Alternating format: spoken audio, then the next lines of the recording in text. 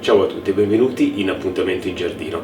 Oggi facciamo un video tornando nella mia cucina, il video di una ricetta. È un budino fatto con la farina di carruba. Adesso poi vediamo gli ingredienti e le dosi per poter fare questo tipo di budino. Perché un budino con la farina di carruba? Perché tramite l'agar-agar, che è un gelificante in vendita nei negozi biologici, è possibile fare in casa un budino senza le uova, quindi molto meno grasso. Si utilizza del latte, io utilizzo del latte normale, ma si può utilizzare anche del latte di avena ad esempio, e quindi rimane un budino per chi è un amante come me dei dolci a cucchiaio, un budino che è veramente povero di zuccheri, povero di grassi. Gli zuccheri della farina di carruba ci sono perché è una farina un po' dolce, che può essere anche un sostituto ad esempio del cacao. Io la utilizzo per fare un budino. 2 anni fa avevo fatto per un periodo budini di questo tipo ed erano stati anche abbastanza apprezzati. Si può dolcificare con qualcosa, con dello zucchero per raggiungere quel grado di dolcezza. Io rispetto all'altra volta che li facevo totalmente senza zucchero, utilizzando solo il dolce della farina di carruba, questa volta utilizzerò del succo d'acero. Lo utilizzerò un po' come se fosse un caramello da mettere al fondo del contenitore e poi aggiungere al di sopra il mio budino riscaldato, che sarà poi da mettere in frigo per poterlo poi raffreddare e gustare. Vediamo insieme questa ricetta, è una ricetta veramente molto veloce da preparare e la vediamo insieme in questo video di Appuntamento in Giardino. Mi scuso per il rumore che c'è qui nella cucina di sottofondo, ma è la stufa pellet che è collegata qui con un tubo per portare l'aria calda in cucina, e quindi c'è questo rumore che sentiamo praticamente 24 ore su 24 per via proprio del riscaldamento.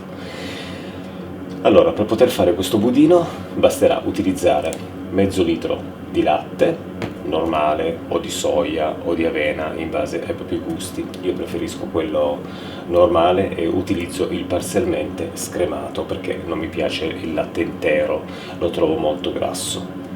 Una bustina di alga agar-agar, un gelificante vegetale, credo prodotto tramite le alghe.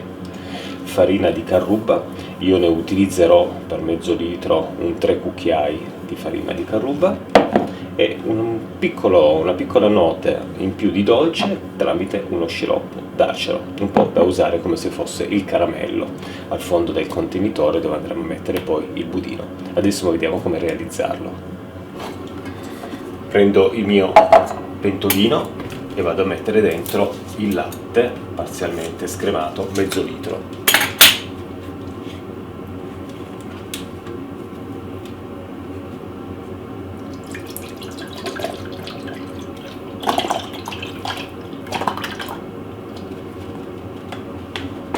Successivamente vado a mettere il latte a scaldare e aggiungo farina di carruba.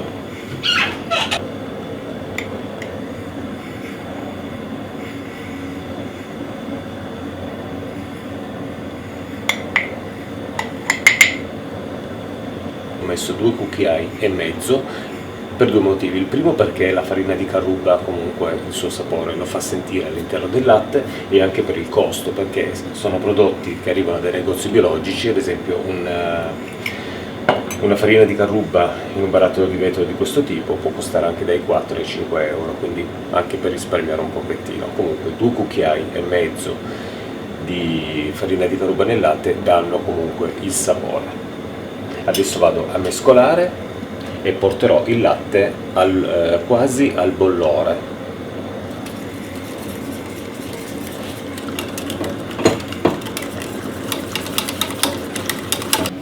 Ho già preparato i miei contenitori per il budino e adesso vado ad aggiungere in ogni contenitore, nel frattempo che il latte raggiunge una buona temperatura, vado ad aggiungere il mio succo d'acero, proprio un po' di succo d'acero, solo così per rendere un po' più dolce il budino. Un po' come se fosse un caramello.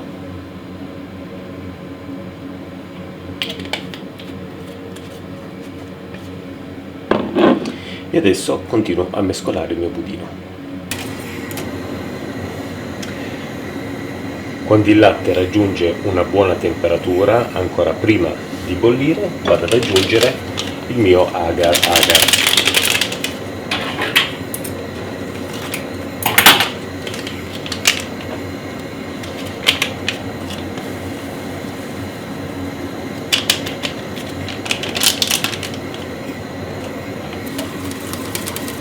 Sempre mescolando in modo da scioglierlo, in modo che non si formino dei grumi.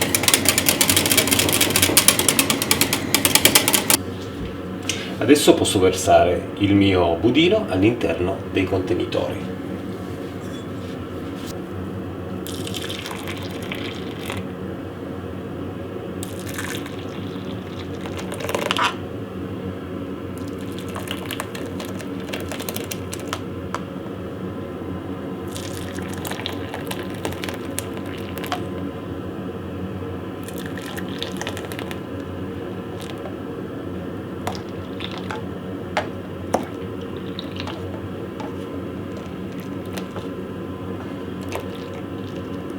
Eccoci arrivati a fine ricetta di questo semplicissimo budino da preparare con la farina di carruba.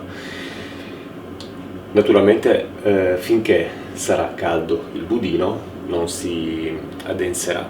Il potere gelificante dell'agar agar si manifesta quando comincia poi a raffreddare il nostro budino. Io al momento non andrò a inserirlo in frigo perché è troppo caldo, quindi lo sistemerò o all'interno del forno o in questo mobiletto per un'oretta e mezza, in modo da dargli la possibilità proprio di raffreddare un pochettino, e poi lo sistemerò in frigorifero. Dal momento che c'è un raffreddamento, l'agar agar renderà il tutto molto compatto con la consistenza proprio di un budino. Poi possiamo anche lavorare un pochettino noi con queste bustine di agar agar, aggiungendone un po' di più se lo vogliamo un pochettino più compatto, togliendone un po' se lo vogliamo un pochettino più liquido, in base a come ci piace. Quando compriamo i budini quelli già pronti da zuccherare o non zuccherare, hanno già una consistenza all'interno degli ingredienti già preparati per dargli una consistenza buona.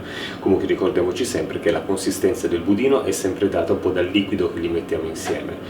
Per una bustina di questo tipo di agar agar era consigliato 500 ml di latte, quindi mezzo litro. Se io metto un litro e una bustina di questo, il budino verrà molto più molle. Io spero che una ricetta di questo tipo possa piacervi, era per riportarvi un pochettino in cucina. Ci vediamo ad un prossimo video di Appuntamento in Giardino, in cui parliamo un pochettino di un altro argomento che può essere le piante, o stavo pensando anche di fare un video sulle semine. Ciao a tutti, sull'inventario dei nostri semi che abbiamo conservato in preparazione poi delle nuove colture di quest'anno.